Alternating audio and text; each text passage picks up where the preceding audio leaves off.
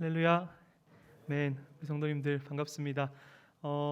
기억하시는 분들도 계실지 모르겠는데 제가 코로나 직전에 금요기도회 때 우리 성도님들 만나서 같이 이단에 대한 이야기를 나눴었습니다. 그때랑은 많이 상황이 달라졌죠. 사람이라고 하는 존재가 우리를 둘러싼 환경에 따라서 참 좌지우지되는 연약한 존재들인데, 그때는 우리 대면하에서 얼굴 보면서 이렇게 같이 나눴었는데 지금은 이제 마스크를 쓰고 이렇게 볼 수밖에 없는 그런 환경에 참 놓인 것 같습니다. 방금 말씀드린 것처럼 우리 인간이라고 하는 존재가 우리 주변에 있는 상황과 환경들로 인해서 참 많이 좌지우지됩니다. 우리가 하나님 앞에서 건강한 신앙인으로 계속해서 세워 나가야 함에도 불구하고 그렇게 하지 못하도록 방해 요인들이 참 많은 시대가 오늘날 시대인 것 같고요. 그 중에 제가 우리 성도님과 나눌 이야기가 바로 이단에 대한 이야기입니다. 사실 이단, 사이비 여러 가지 이야기들이 있는데 우리를 굉장히 당혹스럽게 했고, 그리고 저를 굉장히 당황스럽게 했던 질문이 있는데, 그건 왜 교회를 다니던 사람들이 이단 사이비에 가는 것일까라고 하는 측면이었습니다. 사실 코로나가 딱 터지고 신천지 사태가 이렇게 딱 터졌을 때 많은 사람들을 당혹스럽게 했던 지점은 신천지 신도수가 너무 많았다라고 하는 점입니다. 그렇죠? 그 사람들은 교육생이라고 하는 표현을 쓰긴 했는데, 신천지에서는 교육생이라고 하면 신천지 신도는 아니고요. 신천지 신도가 되기 위한 준비 과정에 성경 공부 모임 하는 사람들을 교육생, 언론을 통해서 워낙 많이 보셨으니까 아실 겁니다. 그리고 난 이후에 신천지 신도 합해서 그 사람들이 주장할 때 한 30만 명 정도로 이야기를 했죠. 신천지 신도가 20만이 넘어가고 교육생들이 그 정도 있다. 사실 우리는 그걸 보면서 굉장히 당황했습니다. 어떻게 신천지라고 하는 저런 말도 안 되는 집단인 것처럼 보이는데 거기에 한 30만 명 정도가 직간접적으로 관련이 있을까? 그런데 여기서 한 단계 더 나아가서 우리를 아프게 했던 지점은 뭐냐면, 여러분 잘 아시는 것처럼 사이비 종교에 있는 사람들 대다수가 교회를 다니던 사람들이었다라고 하는 겁니다. 수치로 따졌을 때 많게 잡으면 70% 정도, 적게 잡으면 한 60% 정도. 즉 6에서 70%가 신천지든지 하나님의 교회든지 JMS라든가 우리 주변에서 만날 수 있는 그 수많은 이단 사이비 단체들의 그 소속되어 있는 신도라고 하는 사람들이 원래는 우리와 함께 신앙생활하며 예배를 드리던 사람들이었고, 오직 예수 그리스도가 나의 구원자입니다라고 고백했던 사람들이 어느 순간 구원자를 바꾸어서 그곳에 가 있는 현실이 우리를 아프게 한다라고 하는 거죠. 많은 분들이 이단이다, 사이비다라고 얘기하면 나랑 관계없어라고 얘기하지만, 현실을 까 뒤집어 놓고 생각해 봤을 때 한 다리만 건너가면 우리 주변에 이단 피해자들이 있고, 동시에 방금 말씀드렸던 것처럼 거기에 가 있는 사람들의 60에서 70%가 교회를 다니던 사람들이었다라고 하는 측면으로 이 문제를 바라보기 시작한다면, 우리가 그리스도인으로서 교회의 구성원으로서 과연 나는 상관이 없다라고 할 수 있는 문제인가라고 하는 측면입니다. 이단의 질문 교회의 대답이라고 하는 제목이 다소 우리 성도님들께 좀 생뚱맞아 보일 수도 있지만, 제가 말씀드리고 싶은 지점은 오늘 이런 이단이 있고요, 저런 이단이 있고요, 사실 그렇게 한 개 한 개 이단을 살펴보기에는 시간적으로도 길지도 않고, 근원적으로 이 문제를 바라보고 그 어떤 단체들을 살펴보지 않을 때는 사실상 큰 효과가 없다라는 생각을 하기 때문에 오늘은 조금 본질적인 이야기들을 해드리려고 합니다. 이단의 질문, 우리 이단들은 아니죠. 이단들이 우리에게 어떤 질문을 써서 서면을 통해서 우리에게 제출했다, 그런 얘기는 아니고요. 이단 사이비 교세가 그렇게 키워져가는 과정, 그리고 이단 사이비 단체에 교회를 다니던 사람들이 가 있다라고 하는 것이 마치 우리에게 던져지는 도전적 질문처럼 느껴졌습니다. 그리고 이 질문에 교회는 어떻게 대답을 할 것인가 라고 하는 측면, 그래서 저는 이 문제를 지난 한 10년, 11년 동안 살펴보고 있는데, 저의 가장 큰 관심사는 신천지도 아니었고 하나님의 교회도 아니었고 신천지에 가 있는 사람들이었고 하나님의 교회에 가 있는 사람들이었습니다. 즉 사람을 미혹하는 이단에 그렇게 큰 관심은 없었습니다. 그런데 이단에 미혹되는 사람에게 관심이 있기 때문에 이단들을 살펴보게 된 것이죠. 제 안에 가장 큰 고민은, 그리고 가장 큰 의문은, 왜 도대체 사람들은 소위 말하는 말도 안 된다라고 이야기하는 그런 신천지나 그런 이단 사이비 단체에 가게 되는 것일까? 부끄럽게도 저는 한 10년, 11년 전 이 사역을 시작하기 전까지만 해도 대다수 그런 생각을 많이 가지고 있는데, 정죄하는 방식으로 이 문제에 접근을 했습니다. 그 사람이 뭔가 좀 모자르니까 거기 갔겠지. 이해가 잘 안 되는데 그 사람이 뭔가 지금 뭔가 큰 좀 모자람들이 있으니까 거기 간 거 아니야? 그런 식으로 생각했는데, 제가 이 문제를 다루었고 지난 10년간 제일 많이 만난 사람들이 이단 신도, 그로 인한 피해자, 그리고 더 많이 만난 사람들은 이단 탈퇴자들을 만나보면서 이것을 그냥 단순히 거기에 간 사람의 책임으로만 100% 떠넘기기에는 우리 사회가 가지고 있는 구조적 문제들과 그리고 교회가 교회답지 못했던 행동들에 대해서 다시 한번 반성해 보게 되는 거죠. 물론 1차적으로 사이비 종교에 갔다라고 했을 때 1차적인 책임은 본인에게만 있습니다. 그런데 저는 오늘 우리 성도님들과 정말로 그 사람들에게만 책임이 있는 것일까? 우리는 정말 거기에 대해서 무관한 것일까라고 하는 좀 근원적인 이야기들을 보면서 이 이단 사이비 문제를 통해서 교회를 돌아보고 우리 그리스도인들의 책임에 대해서 다시 한번 좀 생각해 보길 원한다는 겁니다. 자, 저는 보통 사이비 종교가 사람들이 사이비 종교에 미혹되는 이유를 한 3가지 정도로 말씀을 드립니다.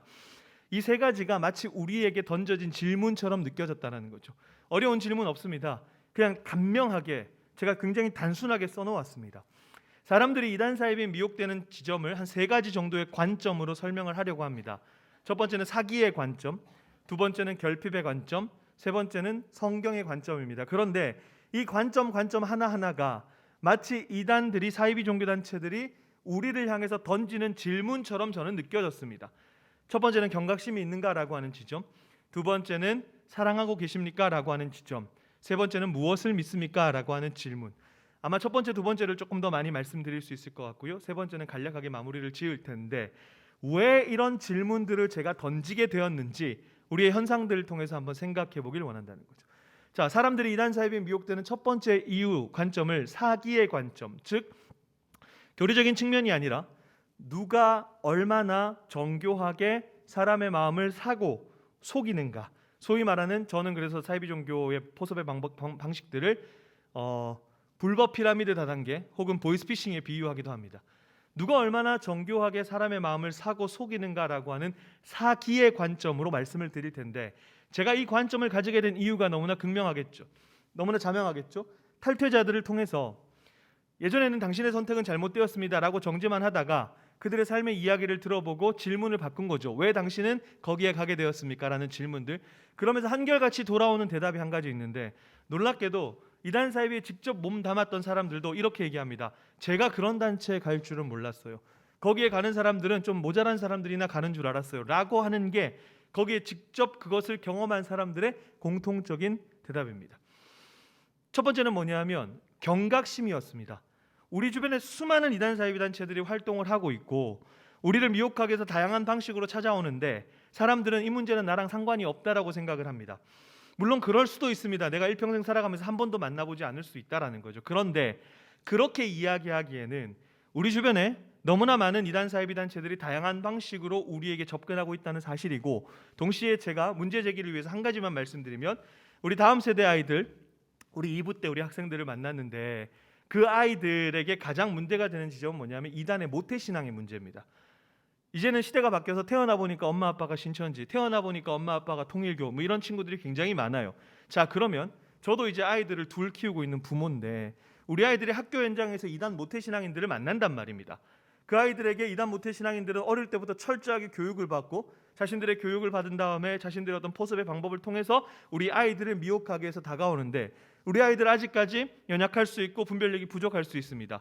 자, 그러면 우리 어른 성도들은, 우리 기성세대들은 나 하나 분별할 수 있으니까 괜찮다라고 정말 이야기할 수 있는 문제인가? 라고 하는 측면입니다. 우리 다음 세대 아이들이 엄마, 아빠, 할머니, 할아버지 제가 학교에서 이런 단체 친구를 만났는데 이 친구 새로 어떤 친구를 사귀었는데 이 친구가 이런 단체에 다닌대요. 이런 곳에 다닌대요. 여기 괜찮은 곳이에요? 라고 물어봤을 때 우리가 책임 있는 믿음의 성도로서 그리고 믿음의 선배로서 이런 것들에 대해서 명확하게 대답할 수 있는가라고 하는 지점입니다. 제가 말씀드리는 문제 제기는 뭐냐? 이단 사이비는 결코 나 하나 괜찮고 끝날 문제가 아니라는 것이죠. 우리 주변에 그런 식으로 워낙 많이 있기 때문에 그렇기 때문에 우리가 나 이단 만나면 어떡하지?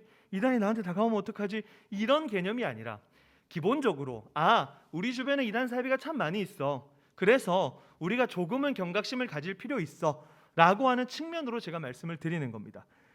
기본적으로 이단 사이비에 대한 경각심이 있습니까? 라는 질문인데 왜냐하면 이 질문을 뽑은 이유는 계속해서 제가 지속적으로 말씀드리지만 사이비 종교단체가 예전처럼 저기 산속에서 들어가서 자기들끼리만 생활하는 것이 아니라 1차적으로 교회를 다니는 사람을 대상으로 포섭 활동을 합니다. 왜냐하면 기본적으로 기독교 이단, 기독교 사이비 같은 경우에는 성경을 왜곡하겠죠. 우리는 성경을 통해서 예수님을 발견하지만 성경을 통해서 자신들의 구원자를 이야기하기 때문에 1차적으로 성경을 가지고 이야기를 해야 돼서 개신교인들을 대상으로 접근하는 경우가 굉장히 많습니다. 물론 한 10년 정도 전부터는 개신교인들을 하도 많이 했기 때문에 뭐 가톨릭 신자라든가 아니면 무신앙자를 대상으로 하지만 기본적으로 첫 번째 포섭의 대상자는 교회를 다니는 사람들입니다.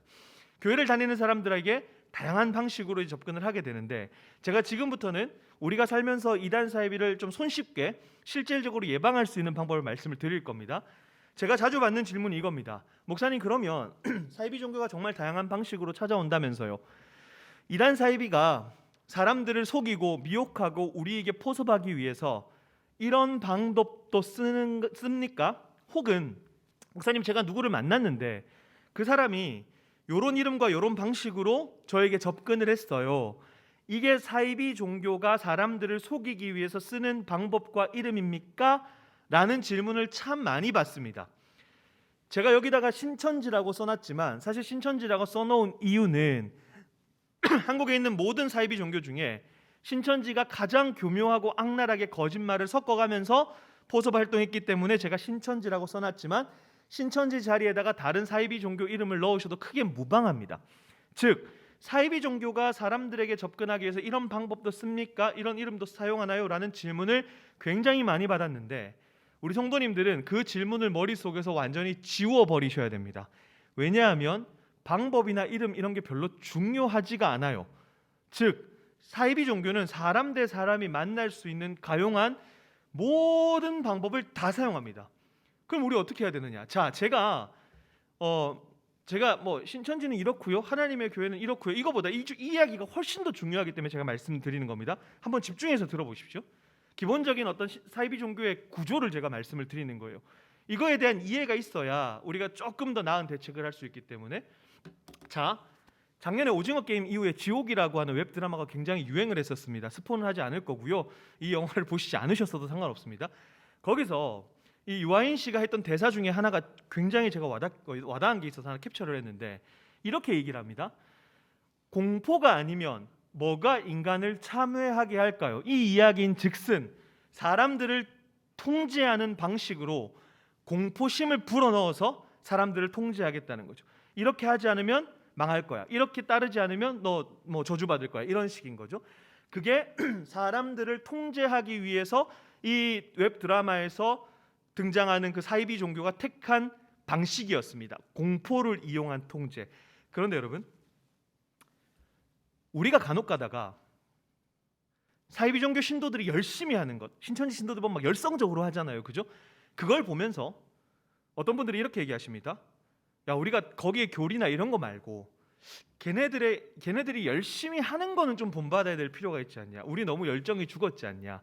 걔네들 열심히 하는 게 열심히 하니까 그 열심은 우리가 좀 본받아야 되지 않겠냐라고 말씀하시는 분들이 계시지만, 저는 그 이야기는 사용하시면 안 된다라고 보통 이야기를 드려요.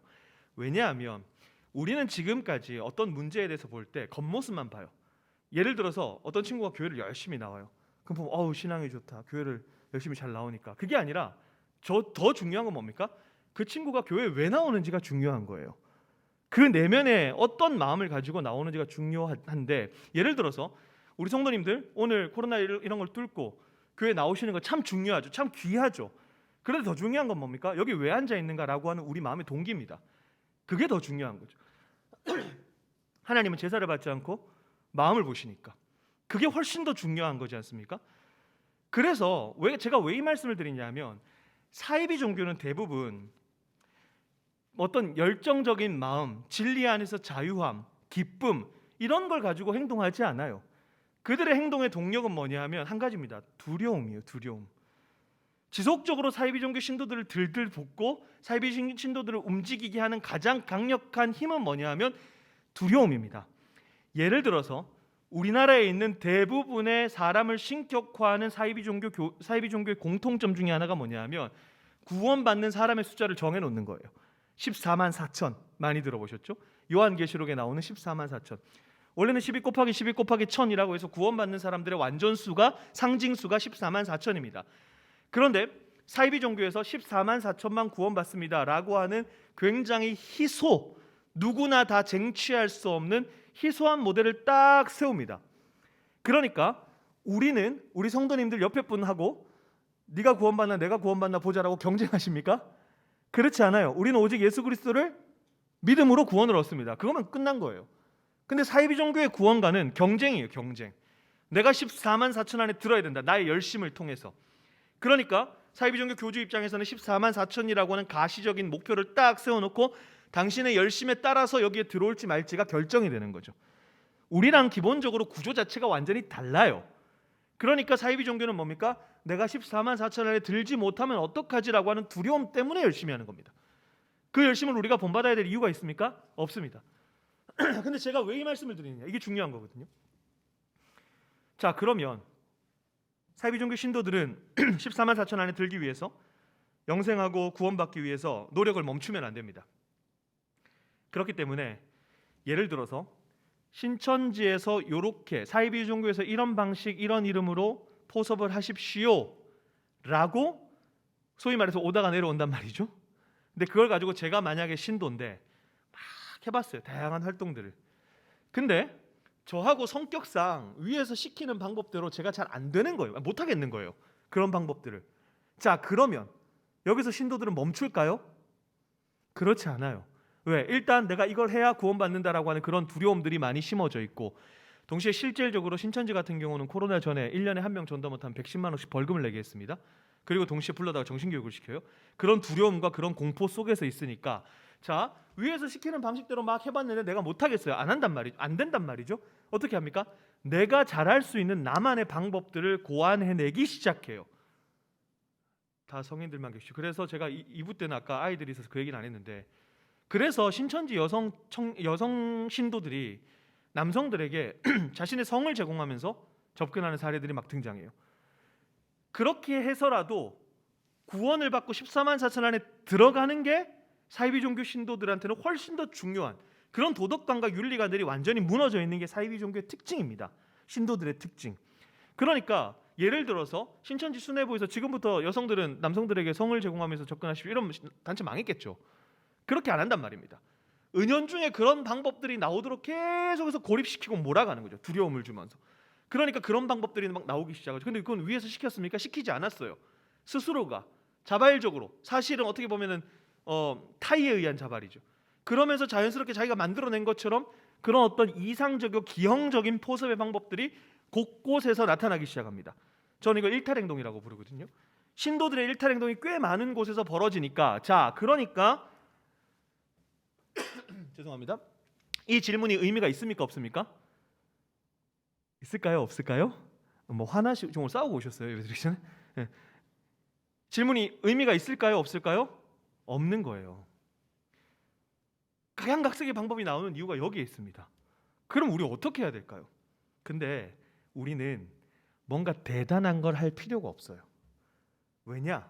딱 하나만 하시면 됩니다. 딱 하나만. 뭐냐? 자, 지금까지 우리는 사이비 종교가, 신천지가 뭐 다양한 방법, 쟤네들 저렇게도 하고 이렇게도 하고 저렇게도 하네. 그렇게 하는데 결국 그렇게 하는 이유와 그 사람들의 방법에 우리가 주목하지 말고 그거 왜 하냐, 이걸 생각했을 때 딱 하나예요. 결국 그 사람들은 그런 관계를 맺어서, 여러분 깔때기 있죠? 알때기? 어디 뭘 집어넣어도 나오는 구멍은 하나죠. 어떤 방법을 쓰든 어떤 신도들의 일탈이 일어나든 간에 무조건 한 가지로 귀결됩니다.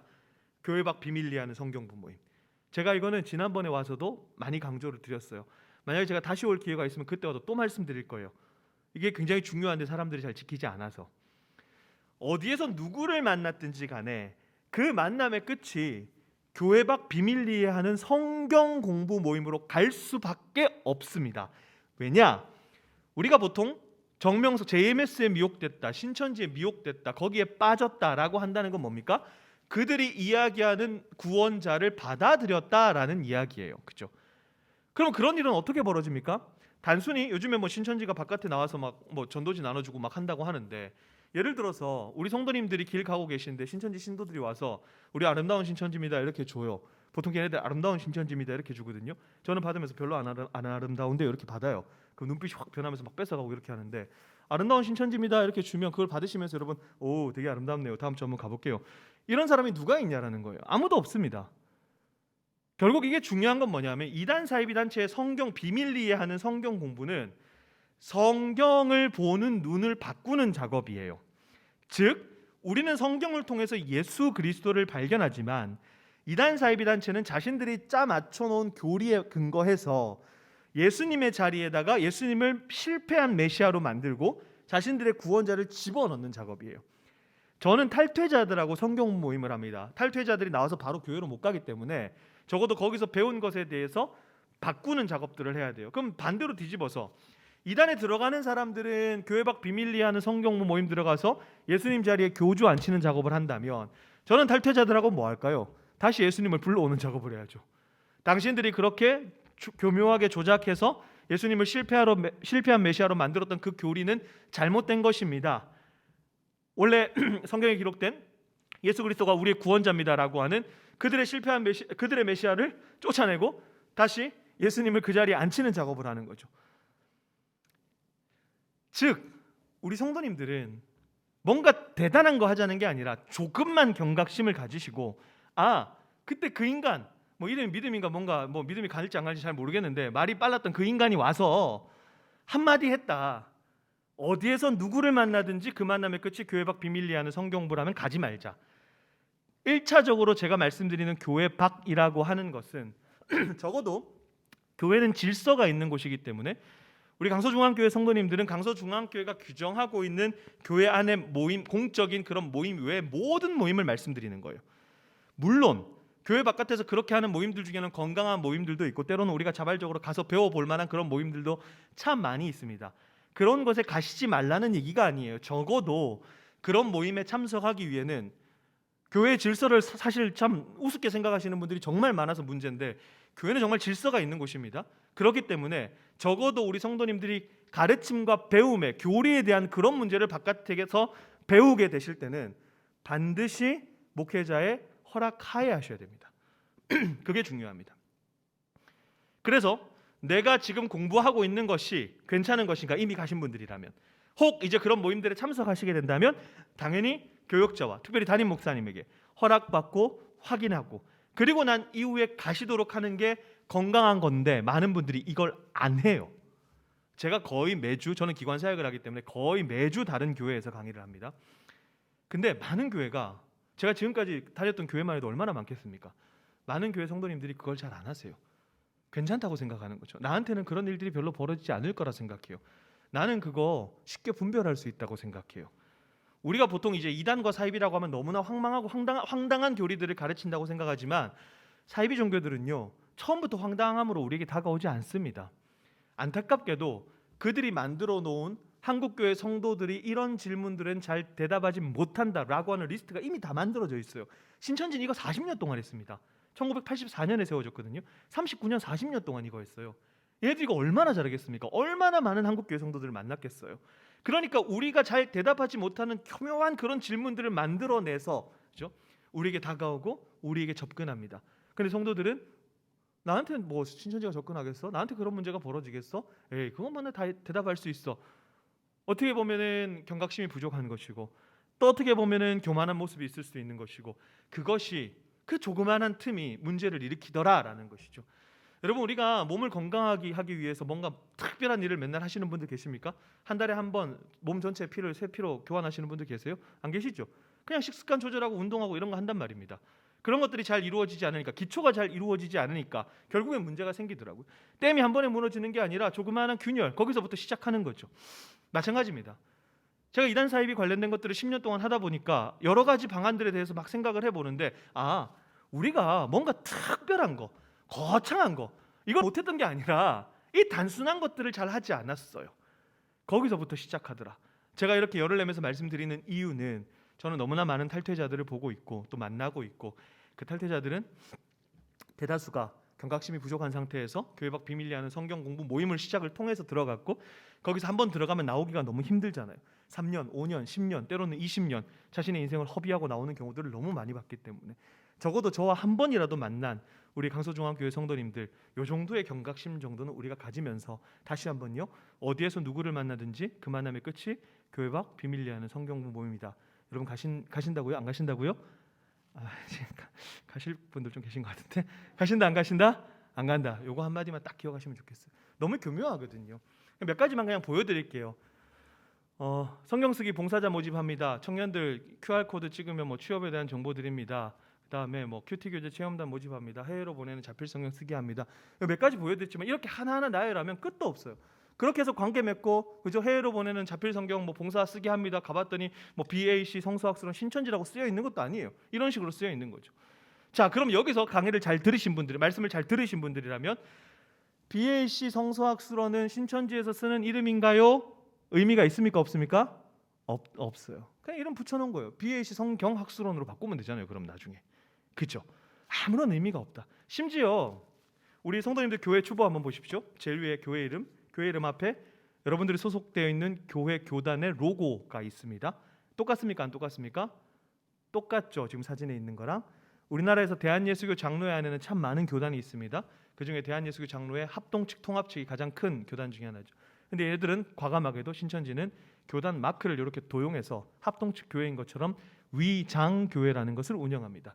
자, 이런 경우는 특별히 우리 고3 아이들 수능 치고 타지로 대학을 갔을 때 우리 성도님들 타 지역으로 불가피하게 옮겨서 교회를 옮겨야 되는 상황들에 놓였을 때에, 원래 그럴 때는 제가 늘 말씀드리지만 교회의 질서가 있어서 목사님을 통해서 원래 교회 성도가 옮길 때는 옮기는 교회 간의 절차가 있어요. 근데 그런 것들을 거의 무시합니다. 그냥 자기의 감 따라서, 사람 따라서, 친구 따라서 그냥 막 교단도 막 옮겨버리고 그런 일들이 한국 교회 안에서 벌어져요. 그런 약점들을 이단들이 알기 때문에 이런 방법을 쓰는 겁니다. 위장교회. 교회로 옮겼어요. 친구 따라서 갔어요. 우리 학생들. 예를 들어서 교회 좋은 거예요. 늘 항상 우리 주보에서 보던 마크랑 똑같은 거예요. 안심했죠. 보통 한 120명 정도 신천지 위장교회는 그렇게 한 100명대 초반인데 자기 빼놓고 전부 다 신천지. 4개월, 6개월 다녔는데도 거기가 신천지라는 사실을 모르고 다니는 친구들이 있어요. 이런 문제들이 발생한다는 거죠. 적어도 내가 다니는 교회에 그 교단에 정말 우리 교회가 소속되어 있는가 확인해 보는 거. 그렇다고 여러분 돌아가셔서 오늘 강서중앙교회 막 찾아보시고 그러시면 안 돼요. 그렇죠? 건강한 교단에서 건강한 교회로 잘 소속되어서 활동하고 계시니까. 이런 지점들을 조금 확인해 보자. 이런 것들을 우리가 별거 아니라고 생각하고 우리가 생각하지 못했던 지점들을, 우리의 약점들을 이단들이 이렇게 노려서 만들어낸다는 거죠. 심지어 교회 안으로 들어옵니다. 제가 지난번에 와서도 이거는 보여드렸어요. 교회는 추수밭, 자기들을 추수꾼, 교회로 들어와서 골수, 신천지 입장에서 골수는 누굴까요? 그 교회 믿음 좋은 성도들이 앉는 자리, 추천, 그 교회 믿음 연약한 성도들이 앉는 자리까지 다 파악해놓고 내가 보서발 대상자가 주로 어느 횡단보도를 건너서 교회로 들어오는지까지 다 확인합니다. 이게, 자, 그럼 여기서 신천지 무섭다, 저렇게까지 그렇게 생각하실 필요 없어요. 여러분, 이거 왜 한다고요? 이거 왜 합니까? 결국 교회 밖 비밀리에 하는 성경 모임으로 데려가려고 하는 거예요. 무조건 깔때기처럼 이거 왜 해요? 그러면 여러분 성경 공부 이렇게 하나만 생각하시면 돼요. 그렇다고 여러분 교회에서 성경 공부하자 그러는데 안 하시면 안 되고, 그죠? 교회 바깥에서 비밀리에 하는 성경 공부 모임으로 가기 위한 다양한 방법. 어떤 방법이요? 인간 대 인간이 만나고 접촉할 수 있는 방법, 그죠? 그래서 다시 한번 어디에서 누구를 만났든지 그 만남의 끝이 그 사람과 1년을 만났던, 2년을 만났던, 3년을 만났던, 그 사람과 교회 안에서 만났던, 교회 바깥에서 만났던, 다른 교회에서 만났던, 다른 선교단체에서 만났던 그 만남의 끝이 교회 밖, 특별히 비밀리에 합니다. 전형적인 레파토리가, 자, 당신이 우리 성경부 모임에 나오면 혹은 이런 상담 모임에 나오면 당신의 문제가 해결될 겁니다. 혹은 영적으로 유익이 있을 겁니다. 이 유익과 이 문제 해결을 누가 싫어할까요? 마귀가 싫어하겠죠. 그러니까 당신의 교역자, 당신의 지인, 당신의 부모를 통해서 이 모임에 나오지 못하도록 마귀가 방해할 겁니다. 그러니 비밀리에 하십시오. 신천지가 썼던 전형적인, 그리고 비밀리에 성경부 모임으로 데려가는 많은 사이비 종교가 썼던 전형적인 멘트입니다. 안타깝게도 많은 사람들이 여기에 낚였어요. 성경 시대에도 그런 사이비 종교들이 참 많았던 것 같아요. 이단들이. 그래서 많은 거짓 선지자가 나왔다라고 오늘 말씀에 기록하고 있죠. 그때보다 더 많은, 정말 많은 거짓 선지자들이 우리에게 다양한 방식으로 다가옵니다. 분별이 필요합니다. 경각심을 가지고 있을 때 우리가 분별할 수 있다는 점 우리 성도님들이 꼭 좀 기억해 주시면 좋겠습니다. 자, 그래서 첫 번째 질문이 우리에게 던져진 것 같습니다. 우리는 평소에 경각심, 단순히 나 하나 괜찮고 말아, 나 하나 내 하나 괜찮으니까 뭐 문제 없어 라고 생각하는 걸 넘어서서 우리 다음 세대 아이들, 그렇죠? 어떻게 할 겁니까? 그런 어떤 경각심들을 우리가 가지면서 조금 살펴보는 그런 노력들이 좀 필요하실 것 같아요. 두 번째는요, 사랑하고 계십니까? 라고 하는 관점인데, 제가 이걸 탈퇴자를 통해서 배우고 또 기존에 다른 나라에 있는 연구 자료들을 공부하고 제가 현장에서 공부하면서 참 많이 회개했던 지점인데, 아까 말씀드렸던 것처럼 저는 사이비 종교에 가는 사람들은 뭔가 모자란 사람들인 줄 알았어요. 실제로 제가 그렇게 알고 있었으니, 제가 그렇게 생각했었으니까 말씀을 드리는 겁니다. 그래서 저 사람 뭔가 좀 문제가 있다 그렇게 생각했는데, 여러분 생각해 보십시오. 경각심의 측면에서 사람 대 사람이 만날 수 있는 가용한 모든 방법을 쓰면서 사이비 종교가 가장 애쓰는 지점이 뭐겠습니까? 성경 공부 모임으로 데려가야 되니까 결국 같이 가자라고 이야기해야 될 거 아니에요? 그러면 같이 가자라고 이야기했을 때 거절을 안 당하려면 어떻게 해야 됩니까? 내가 그에게 좋은 사람이 되어줘야 됩니다. 사람은 좋은 말을 듣지 않습니다. 내가 좋아하는 사람의 말을 듣습니다. 평소에 별로라고 생각하는 사람이 나한테 되게 좋은 말을 한 거예요. 평소에 되게 좀 재수없는 사람이 나한테 엄청 좋은 말을 한 거예요. 안 그래도 재수없는데 더 재수없습니다. 그죠? 그런 거예요. 사람은 좋은 말을 안 들어요. 내가 좋아하는 사람의 말을 듣습니다. 그래서 모든 사이비 종교 접근의 공통점은 나는 너에게 절대로 해로운 것을 줄 존재가 아니다. 우리 성도님들 주변에 참 많은 그런 경험을 하신 분들이 계실 거예요. 이제는 한 번만 물어보십시오. 거기 갔더니 어땠어? 돌아오는 대답은 다 똑같습니다. 너무 잘해줬다. 너무 잘해줬어. 누가 하나 내 이름 불러주지 않고 누구 하나 나의 상황에 관심이 없을 때 거기서만큼은 내 이름 불러줬다 라고 하는 것인데, 제가 개인적으로 상담했던 케이스 중에 신천지 신도가 자신의 친구를 포섭하기 위해서 무려 3년간 작업을 했습니다. 3년 동안 철저하게 자신의 정체성을 숨겼습니다. 3년 만에 그가 신천지라는 사실이 드러났죠. 우리 같으면 어떻게 합니까? 야, 너 어떻게 3년 동안 나를 속일 수 있어? 라고 이야기를 해야 하는데, 이 청년이 이렇게 얘기합니다. 목사님, 3년 동안 내가 슬플 때 같이 울어줬던 사람이 누군지 아세요? 내가 기쁠 때 제일 먼저 소식을 전했던 사람이 누군지 아세요? 세상 사람들은 다 신천지 나쁘다고 했는데 적어도 쟤만큼은 저한테 좋은 사람이라는 거예요. 사람이라고 하는 존재가 여러분 뭔가 굉장히 의지가 강하고 그럴 것 같지만 그렇지 않고 우리는 관계 속에서 살아가는 사람들이죠. 코로나 이후에 코로나 블루 그런 우울증에 대해서 많이 들어보셨을 겁니다. 미국 같은 경우 마약 중독자들이 급증하죠. 왜요? 고립돼 있으니까. 그래서 일본의 일본의 정신의학자 그 오카다 다카시라고 하는 사람은 심리 조작의 비밀이라는 책에서 IS나 알카에다 그리고 극단적 무작 이슬람 단체에 미혹되는 사람들의 특징을 교리적으로 접근하는 것이 아니라 심리 조작을 당했다라고 표현을 합니다. 선을 넘는 녀석들이라고 하는 역사 프로그램이 있습니다. 거기에 이제 심리학자들도 나오고 과학자들도 나와서 역사랑 융합해서 이렇게 이야기하는 TV 프로그램이 있어요. 우리 성도님들은 말씀과 기도로만 생활하시니까 TV를 잘 안 보시겠지만 저는 타락해서 TV도 자주 보거든요. TV를 보다 보면 얼마 전에 그래도 몇 달 지났습니다. 사이비 종교에 대한 이야기가 나왔는데 한 패널이 이렇게 질문합니다. 심리학자에게 왜 사람들은 그런 사이비 종교나 특별히 IS나 알카에다 같은 그런 이상한 단체들에 왜 가는 겁니까? 여러 이야기를 했을 거예요, 아마 심리학자가. 그런데 다 편집이 됐는지 한마디, 그러나 그 굉장히 중요한 한마디가 나왔습니다. 뭐라고 했는지 아십니까? 외로우면 나쁜 관계로 도피한다. 외로우면 나쁜 관계로 도피한다. 어릴 때부터 부모에게 학대당하고 정서적 학대, 육체적 학대, 그러다 보니까 자기가 주체적으로 무엇인가를 할 수 있는 능력이 현저하게 떨어지죠. 거기에다가 현실과 이상의 간극이 너무나 큰 오늘날 청년들 스트레스 받죠, 고립당하죠, 무엇인가에 자꾸 의존하게 되는 성향으로 바뀌는데, 우리 성도님들 중독을 의학적인 용어로 의존증이라고 부르죠. 알코올 중독, 도박 중독, 마약 중독, 알코올 의존, 도박 의존, 마약 의존이라고 부릅니다. 제가 사이비 종교를 늘 항상 의존, 종교 중독이라고 불러요. 사이비 종교는 종교 중독이다. 그 얘기는 뭐냐면 결국 마치 알코올을 의존하고 도박을 의존하고 마약을 의존했던 것처럼 나에게 잘해주는 사람에게 의존을 한 거죠.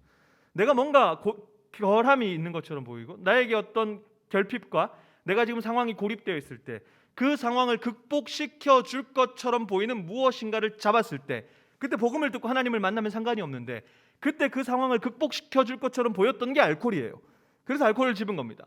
여러분 마약 중독자들 한번 만나보셨어요? 중독에서 회복된 사람들을 만나면 나는 마약이 너무 하고 싶어 미치겠어요. 이런 사람들 없었어요. 그냥 그가 처해 있는 환경에서 뭔가 한 번 손을 잘못댔는데, 그걸 마치 극복시켜줄 것처럼 보이는 뭔가 하나의 손을 잘못댔는데 그게 바로 중독으로 가는 거죠. 이게 일본에서 이야기했다면 요거는 제가 그때 왔을 때 보여드렸어요. 미국도 똑같아요. 엄한 부모 밑에서 학대받으면서 어릴 때 버림당한 큰 실망 경험, 자존감이 굉장히 낮아져 있는, 제가 한국에서 경험하는 건요, 하나님의 교회 관련 상담, 제가 2018년 기점으로 다른 기관은 모르겠고 다른 미디어는 100% 이혼 가정, 이혼 위기 가정이었습니다. 그 얘기는 뭐냐, 하나님의 교회는요 어린 아이를 둔 젊은 엄마들이 많이 갑니다. 왜냐하면 어린 아이를 둔 젊은 엄마가 있는 집에 그 어머니 하나님을 믿는다는 그 하나님의 교회 신도들 3명 4명이 찾아가서, 또래 사람들 3명 4명이 찾아가서 한 명은 집안일 해주고 한 명은 말동무 해주고 한 명은 애를 봐줍니다. 그러니까 어린아이를 둔 젊은 엄마들이 빠졌다라고 도와주세요라고 연락이 오면 정상적으로는 남편이 연락이 와야 되죠. 제가 항상 대묻습니다. 남편 연락을 2018년부터 받아본 적이 없거든요. 남편은 어디 갔습니까? 이혼 가정입니다. 이혼 위기입니다. 별거 중입니다. 100%. 아, 그렇구나. 사람은 정말 고립 가운데 있을 때 좋은 말이 아니라 내가 좋아하는 사람의 말을 듣는 거구나 라는 생각들을 굉장히 많이 하게 됐습니다.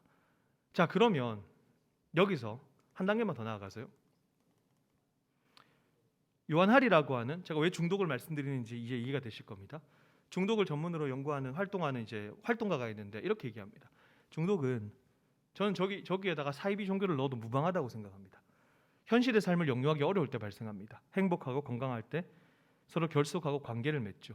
그러나 정신적 충격, 고립, 삶의 무게에 억눌려 교류할 수 없을 때 안도감을 찾기 위해서 무엇인가를 갈구하게 되는 것이죠. 그래서 예전에 중독을 연구하는 학자들이 굉장히 재밌는 실험을 하는데, 밀폐된 공간에다가 쥐 한 마리를 집어넣고 물과 마약을 줍니다. 그러면 쥐는 마약 먹고 마약 중독지가 되죠.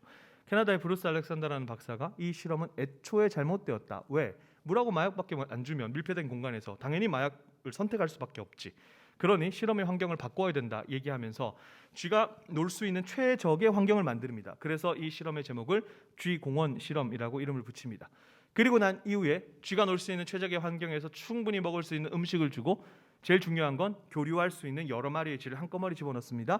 그리고 물을 주고 마약을 줍니다. 마약이 입되는 쥐가 나오지 않습니다. 왜요? 입될 이유가 없기 때문에 그렇습니다. 제가 오늘 만약에 독한 술 하나 딱 들고, 자, 우리 성도님들 먹고 죽읍시다, 다 알코올 중독자가 됩시다, 이렇게 하면 우리 성도님들 어떻게 하시겠습니까? 그렇게 중독자가 되고 될 이유가 없는 거예요. 왜요? 우리는 사랑하는 가족이 있고 사랑하는 교회가 있고 나는 그리스도인이고 정체성이 확실하고, 그렇죠?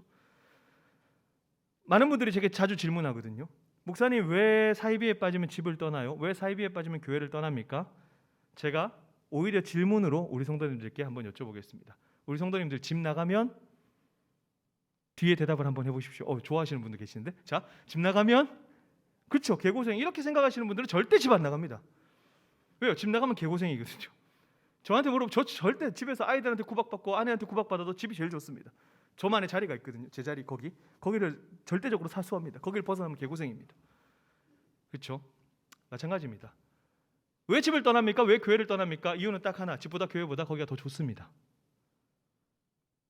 그래서 탈퇴를 했다가도, 탈퇴랑 회심은 다르거든요. 회심은 돌아와서 완전히 회복되는 거. 몸이 나왔다가도 여전히 처음에 그 상황, 거기를 선택했던 그 상황이 오게 되면 이 친구들은 다시 갑니다. 제가 교회를 비판하려고 얘기를 드리는 게 아닙니다. 늘 항상 많은 탈퇴자들을 만나고 교회, 그 사이비 종교에 가 있는 수많은 교회를 다녔던 사람들을 생각하고 만날 때 늘 항상 그런 의문이 드는 거죠. 교회는 뭘까? 다시 말씀드립니다. 교회를 비판하려고 하는 게 아니라 교회는 무엇일까라고 하는 숙제가 계속 생기는 거죠. 이단들은 이제 한 3, 4분 안으로 정리하겠습니다. 이단들은 사람들을 A, B, C 등급으로 나눕니다. 포섭이 잘 될 것 같은 사람들이 A급이고요. 포섭이 잘 안 될 것 같은 사람이 C급입니다. 그리고 특별히 교회를 다니던 사람들을 대상으로 포섭합니다. A급 어떤 사람이요? 지금 뭔가 문제가 있고 가정의 아픔이 있고, 근데 오늘날 그런 사람들이 얼마나 많습니까? 그렇죠? 우리가 조금 아파해야 되는 지점은 이단들이 아까 보셨던 것처럼 교회 안으로까지 들어와서, 교회 바깥도 아니고 교회 안으로까지 들어와서 여기서 A급들을 솎아내고 데리고 나갑니다. 제가 뭔가 거창한 거 하자고 그런 거 아니지 않습니까? 멀리 갈 거 없이 우리 교회 안에 혹여나 연약한 성도들이 있다면 나도 지금 내 코가 석자인데 라고 생각할 수 있지만, 그래서 교회는 공동체인 겁니다. 그래서 함께 힘을 모으고 함께 마음을 쏟고 그런 마음이 생길 수 있도록 또 성령께 힘을 구하고, 그렇게 해서 우리 교회가 우리 교회 안에 있는 이단들이 A급이라고 여길 만한 그런 성도들을 좀 돌보는 것, 여러분 그게 정말 뭔가 특별하고 거창한 일인가요? 그렇지 않습니다. 이 현실은 많은 교회들을 이단들이 침투해서 들어가서 이 교회의 A급들을 리스트를 작성하고 그렇게 해서 빼내갔습니다. 그러면 정말 우리는 간 너만의 잘못이야 라고 정죄하는 방식으로 이 문제에 접근할 수 있을까? 저는 그렇지 못하다고 생각합니다. 적어도 정말 제가 그리스도인이면 양심상 그렇게 못하겠어요. 한때 세계를 품자 열방을 품자 많이 기도했는데 어느 순간 현타를 맞았습니다. 왜요? 저는 제 친구를 위해서, 심지어 가까이 있는 제 친구를 위해서도 기꺼이 불편함을 감내할 마음이 없어요. 저는 그런 마음이 없는 거예요. 그러면서 기도는 세계를 품자 열방을 품자 기도했던 거죠.